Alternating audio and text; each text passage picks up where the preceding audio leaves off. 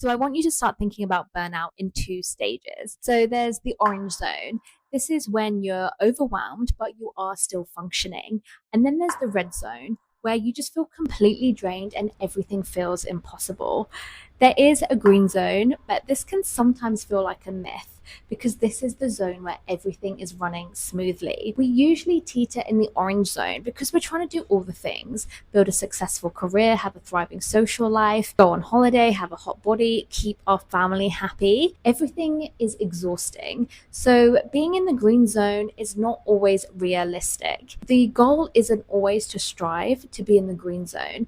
The goal is really to ask, how can I stay in the orange zone? Because being in the orange zone, it's way more manageable than being in the red zone. When you're in the orange zone, you can notice when things are starting to get out of hand.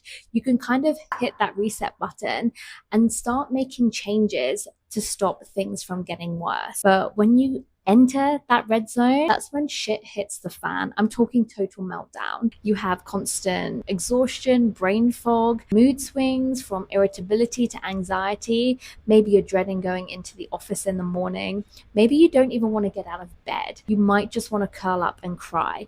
This is the zone that we want to avoid. So this week, I want you to ask yourself, how can I avoid that red zone?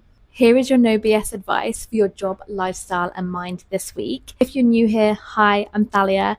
I'm a certified health coach and a self-development blogger. And every week I share super digestible hacks to help you shift your mindset, reset your habits, and align with your values so you can recover from burnout from the inside out and build a career that you absolutely love. So I'm going to start with the lifestyle hack because I believe it to be the most important, especially when it comes to burnout recovery. And you'll also find that it will feed into your job and your mindset and other areas of your life. So at the beginning of each day, I want you to rate your energy levels. Are you in the green zone, the orange zone, or the red zone? If you find yourself in the green zone, then first of all, give yourself a pat on the back because this is the smoothest zone.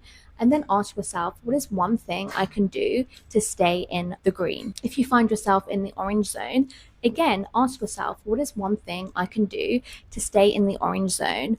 Or move towards the green zone if it feels realistic enough. These are super simple questions. When it comes to navigating burnout, you don't need anything to be too complex. And if you're in the red zone, just know that you are not alone and you can 100% turn it around.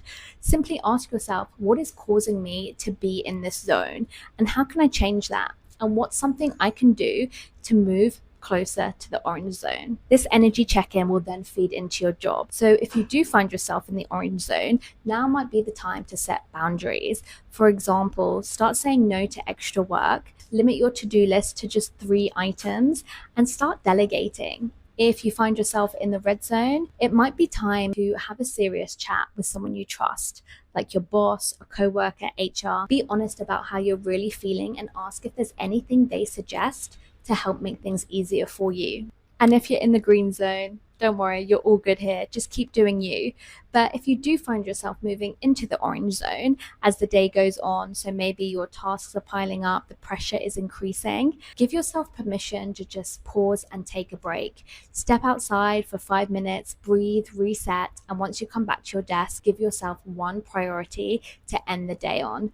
And one last thing, if you do find yourself in either the orange or the red zone, then do a mental check-in. Ask yourself, what is it that's really overwhelming me right now? It might be one thing, it might be 5 things. You can't fix what you're not aware of. So grab some paper and spend 5 minutes now just brain dumping the things that are draining your energy right now. If you really want someone in your corner, aside from me, then you pretty much have to learn how to advocate for yourself, because no one is going to just read your mind and magically know what you need. Sometimes you just need to speak up for yourself, ask for help, and tell people where you stand. You've got this.